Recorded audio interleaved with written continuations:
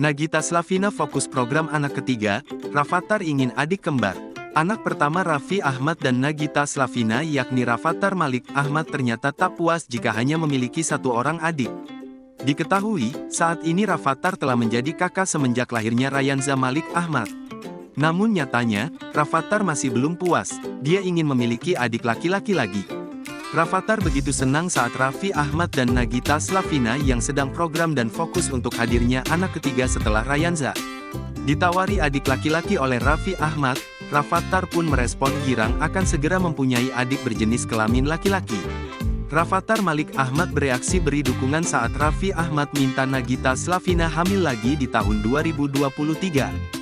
Raffi Ahmad menyampaikan keinginan Nagita Slavina hamil lagi tersebut disampaikan di acara FYP yang dipandu Irfan Hakim. Saat itu Raffi Ahmad, Nagita Slavina dan Rafathar Malik Ahmad tengah menjadi bintang tamu acara FYP tersebut. Raffi Ahmad menambahkan bahwa Rafathar lah yang menginginkan untuk memiliki adik lagi. Rafathar mengatakan bahwa ia menginginkan seorang adik laki-laki lagi dari sang ibu.